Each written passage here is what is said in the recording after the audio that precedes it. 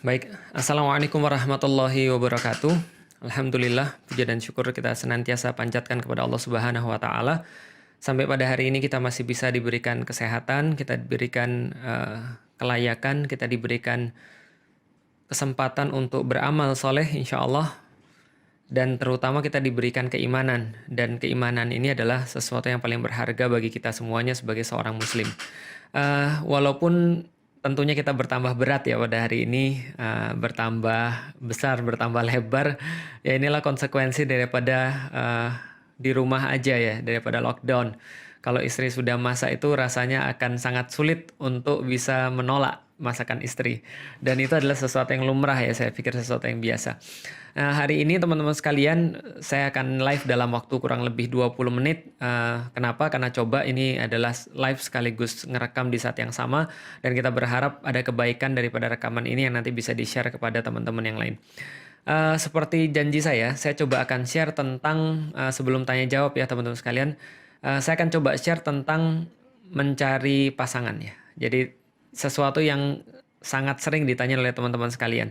Bagaimana cara kita untuk mencari satu orang pasangan? Sebelum saya berbicara tentang pasangan, saya coba akan sedikit cerita tentang mencari kayu di hutan. Jadi gini teman-teman sekalian, ada seseorang yang ketika itu dia diminta untuk mencari kayu bakar, nggak kayu bakar lah, yang mencari kayu. Dan dia diminta masuk ke hutan dan disuruh untuk mencari kayu, dan aturannya cuma satu. Kamu cuma boleh berjalan maju ke depan dan nggak boleh mundur lagi ke belakang. Itu syaratnya satu-satunya. Jadi kalau seandainya dia itu dapat kayu, sudah dapat satu kayu dan dia nggak boleh lagi mundur ke belakang. Dia harus tetap maju terus dan nggak boleh mundur. Aturannya cuma satu ya. Masuk ke hutan, lalu kemudian ambil kayu yang paling bagus menurutmu, tapi kamu tidak boleh lagi balik ke belakang. Kamu tetap harus jalan ke depan. Dan hutan itu ya ada awalnya pasti ada akhirnya. Dan dia harus mencari kayu sekali lagi yang paling baik dan yang paling bagus. Oke teman sekalian. Apa yang terjadi? Yang terjadi adalah seorang laki-laki ini ketika dia masuk ke hutan, dia jalan, lalu kemudian dia cari kayu. Dia dapat satu kayu. Dan kayu ini bagus banget. Dia lihat, wah ini kayu ini bagus nih. Apa pikiran dia? Pikiran dia adalah, kayaknya di depan ada kayu yang lebih bagus. Nggak apa-apa, ini baru mulai, baru awal. Nanti di depan ada kayu yang lebih bagus, sayang nanti kalau aku dapat kayu yang bagus, aku akan nyesal. Setelah itu dia tinggalkan kayu tadi, karena aturannya dia cuma boleh ngambil satu kayu, dan cuma boleh maju ke depan dan nggak boleh mundur lagi. Akhirnya dia maju lagi. Setelah dia maju lagi, dia lihat lagi kayu lebih bagus lagi. Wah ini kayunya lebih bagus, lebih mulus, lebih keren, lebih indah. Tapi ini kan baru belum juga setengah jalan. Nantilah di depan kayaknya pasti ada kayu yang lebih bagus lagi. Akan ada kayu lagi yang menanti yang lebih bagus.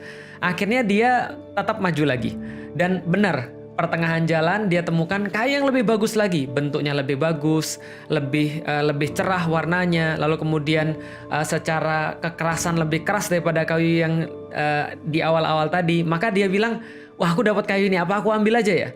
Lalu kemudian dia pikir, kalau seandainya trennya kayak begini nih, jadi kalau trennya adalah ada kayu yang lebih bagus, ada kayu bagus, ada kayu yang lebih bagus lagi, ada kayu yang lebih bagus lagi, ada kayu yang lebih bagus lagi, kayaknya di depan ini mesti ada kayu yang lebih bagus lagi.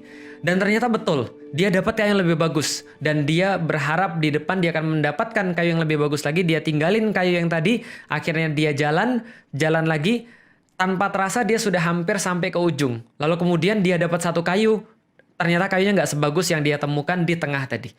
Kayunya mungkin lebih retas, lebih getas, lebih kemudian gelap warnanya, dan mungkin nggak seperti yang dia bayangkan. Dia pikir, harusnya aku ambil yang tadi.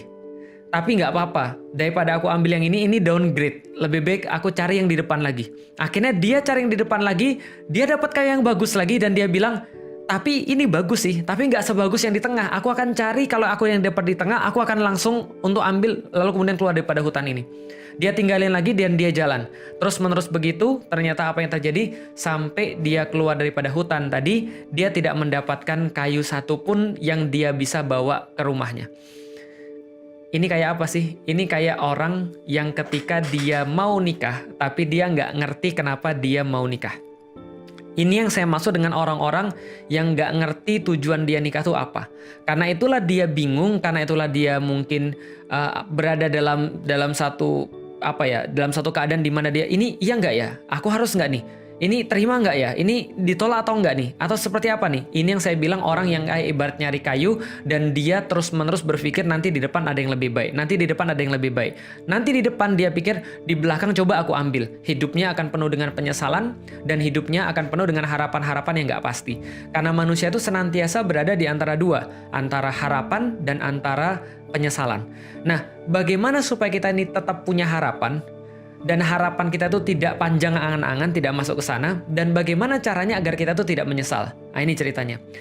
Yang menjadi kritik saya pada orang-orang yang mereka itu senantiasa bingung dalam proses pernikahan, senantiasa mungkin galau dalam proses pernikahan adalah kita tuh coba jelasin dulu kenapa kita mau nikah. Kenapa kita mau melanjutkan ke jenjang pernikahan. Akan sangat sulit kalau seandainya bayangan kita tentang pernikahan itu adalah bukan sesuatu yang benar, bukan sesuatu yang tepat, bukan sesuatu yang memang berlandaskan dengan syariat. Ini akan menjadi sangat sulit sekali. Tapi apabila kita sudah tahu kenapa kita menikah, atas dasar apa kita menikah, dan apa yang mau kita lakukan setelah nikah, maka semuanya akan semakin mudah. Apa maksud saya di situ? Kejadian kayak orang yang nyari kayu di hutan tadi nggak akan pernah terjadi kalau Anda benar-benar paham tentang kenapa Anda nikah dan untuk apa nikah itu. Jadi membayangkan nikah itu untuk apa. Dengan itu semuanya, maka teman-teman akan sudah punya yang namanya karakteristik yang diperlukan. Contoh misalnya, saya secara pribadi misalnya, saya pernah bilang sama Ummu Alila, kalau seandainya saya nyari kamu, saya nikahin kamu, mungkin gara-gara fisik.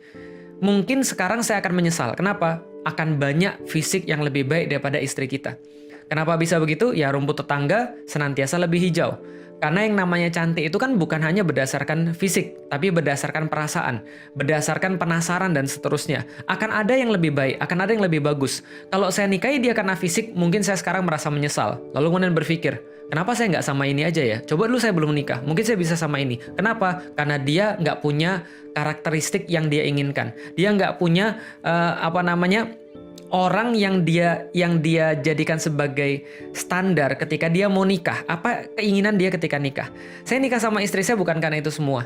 Saya nikah sama istri saya jelas. Kenapa? Karena saya menginginkan seorang perempuan yang bisa mendukung saya di dalam dakwah dan dia bisa menjadi ibu daripada anak-anak saya. That's enough. Itu yang saya inginkan. Jadi ketika saya ditanya pada diri saya ditanya sama orang lain atau saya bertanya pada diri saya sendiri, untuk apa sih kamu nikah, Lik? Saya nikah untuk dakwah.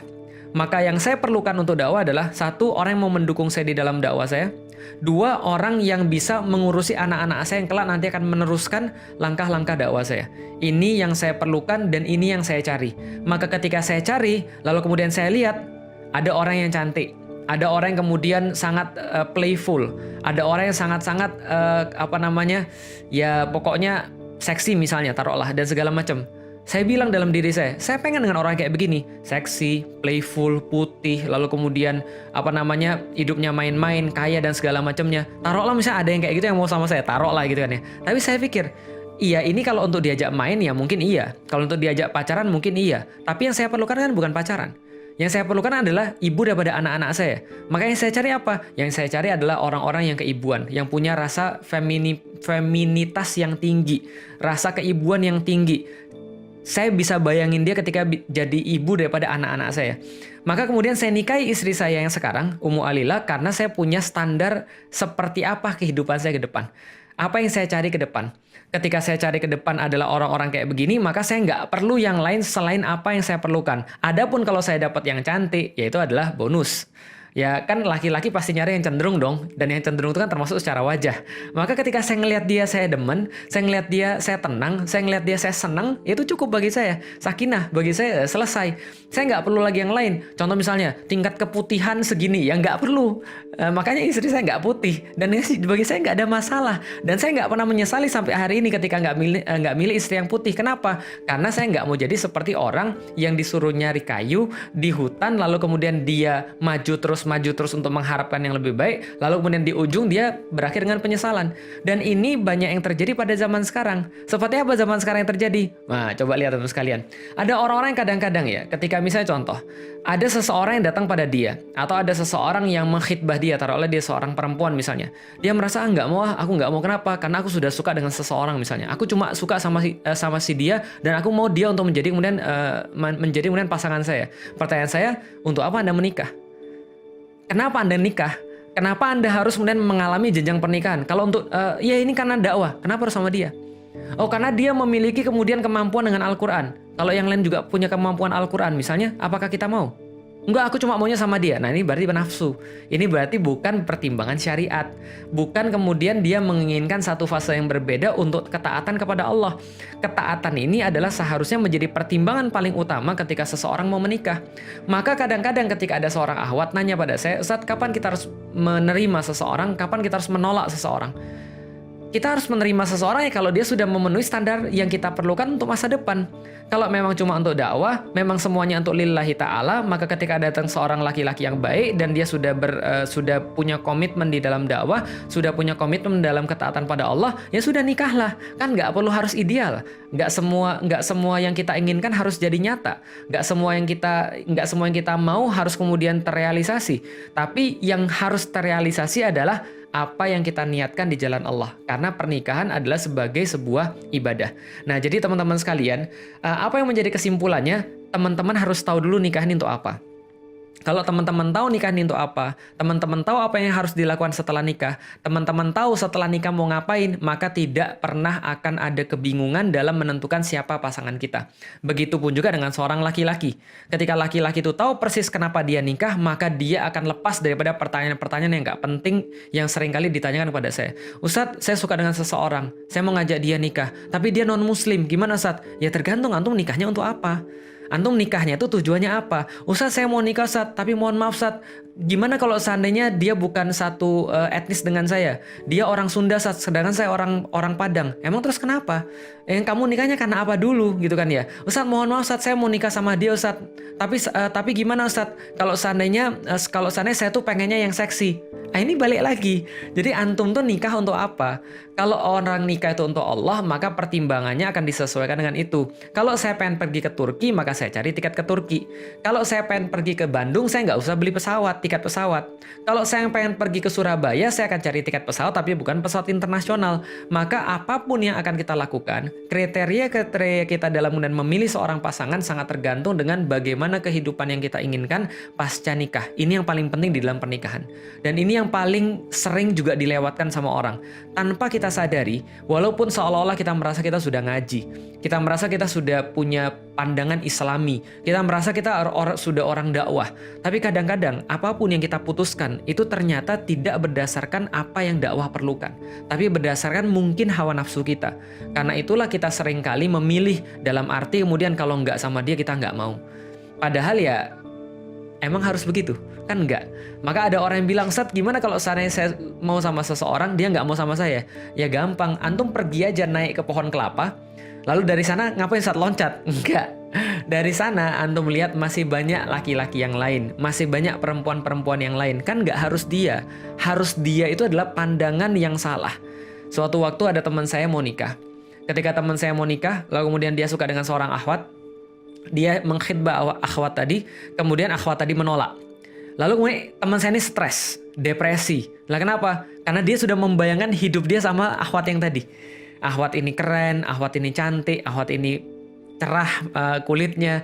Lalu kemudian juga dari keluarga yang berada, jago lagi bahasa Arabnya. Tapi dia nggak mau sama teman saya. Teman saya depresi. Teman saya kemudian bilang, tapi kan saya kan sudah berusaha untuk menikah karena Allah dan segala macamnya. Saya bilang, bro, kamu benar-benar nikah sama Allah atau tidak? Kenapa? Karena kalau kamu nikah sama Allah dan perempuan tuh nggak mau sama kamu nggak akan sesetres ini. Kenapa? Karena nggak harus dia. Kata-kata harus dia, pokoknya harus dia, itu sudah tanda bahwa Anda tidak menikah karena Allah. Mohon maaf banget, tapi ini harus saya sampaikan. Juga sama seperti ada laki-laki kadang-kadang datang ke saya. Tiba-tiba kemudian bilang, Ustaz, saya maunya sama perempuan yang ini. Dia cuma lihat fisiknya, tiba-tiba dia menentukan bahwa dia harus sama perempuan ini. Dan dia nggak tahu tentang segala macam hal di belakangnya. Nah, ini adalah menurut saya bagian daripada orang yang nggak siap untuk nikah sebenarnya. Kenapa? Karena itu bukan siap nikah, bukan lillahi, tapi nafsu. Nafsu itu mudah sekali dengan mata. Tapi pertimbangan-pertimbangan yang lain itu harus bebas daripada nafsu. Saya nggak bilang bahwa antum nggak boleh cari yang cantik. Saya nggak bilang bahwa antum nggak boleh cari yang cakep. Saya nggak bilang antum nggak boleh cari orang-orang yang ideal. Ideal itu boleh, nggak ada masalah. Tapi ya kita harus tahu kapan kita harus bertahan dengan idealitas itu, kapan kita harus balik lagi pada standar kita, yaitu adalah mencari kayu yang terbaik. Apa itu kayu yang terbaik? Kayu yang terbaik adalah kayu yang kita perlukan. bukan kayu yang harus memenuhi seluruh idealitas yang ada. Contoh misalnya, cari laki-laki. Apa ciri-ciri laki-laki yang kamu mau, Mbak? Seperti Rasulullah Muhammad. Oh ya, semuanya juga mau gitu kan ya. Cuman masalahnya adalah bukan itu, tapi seberapa banyak laki-laki yang kayak Rasulullah Muhammad kan gitu kan ya. Ya sudah, gini aja. Yang kamu pikirin ke depan tuh maunya dakwanya kayak apa? Oke, saya mau dakwah sebagai seorang ibu rumah tangga. Yang ibu rumah tangga ini punya kerjaan-kerjaan adalah di bidang ini. Oke, carilah laki-laki yang bisa kemudian untuk menerima itu. Carilah laki-laki yang bisa memenuhi kemudian dakwah-dakwah kita. Sama kayak laki-laki. Kamu mau apa masa depanmu? Carilah perempuan yang kayak gitu. Kalau dia sudah memenuhi, maka nggak ada alasan bagi kita untuk menunda pernikahan, saya pikir. Atau ya tadi galau atau bingung ketika kita mau dengan seseorang tapi orang itu nggak mau sama kita. Jadi kira-kira gitu. Oke, itu adalah yang pengen saya sampaikan tentang kisah orang yang mencari kayu di hutan. Artinya jangan sampai teman-teman jadi orang kayak gitu. Kenapa dia bingung? Karena dia nggak punya standar dari awal. Kenapa dia bingung? Karena dia nggak tahu apa yang dia cari. Gitu loh maksudnya. Sehingga dia nggak punya batasan-batasan tertentu. Kalau misalnya dia sudah punya batasan tertentu, dia sudah tahu apa yang dia cari, maka dia datang. Begitu selangkah dua langkah, dia sampai di hutan itu. Kemudian dia sudah menemukan, oke, kayu yang saya perlukan adalah kayu untuk menopang hidup saya. Menopang badan saya. Berarti kayunya harus keras, kayunya harus segede ini, karena supaya segede ini biar mudah dipegang. Kayunya juga harus setinggi, misalnya contoh ya minimal 1,5 meter biar saya bisa dijadikan pegangan. Preferable kalau ada pegangan di atasnya bentuknya begini, terus saya bisa pegang dan nggak terlalu capek. Tapi kalau nggak ada, saya tahu apa yang saya cari. Oke, begitu dia dapat, dia ambil, dan ketika dia jalan ke depan, dia cuma boleh ngambil satu, lalu kemudian dia jalan ke depan, dia menemukan yang lebih bagus, maka dia nggak akan ganti. Dia sudah puas dengan apa yang dia pilih, dia sudah konten dengan apa yang dia pilih. Kenapa? Karena dia tahu untuk apa dia mencari kayu. Sama kayak orang nikah, maka ketika dia sudah tahu untuk apa dia nikah, dia sudah tahu kontennya seperti apa, bukan konten, dia sudah tahu seperti apa kriteria yang dia perlukan, maka dia akan segera untuk menikah ketika dia sudah menemukan kriteria-kriteria seperti itu.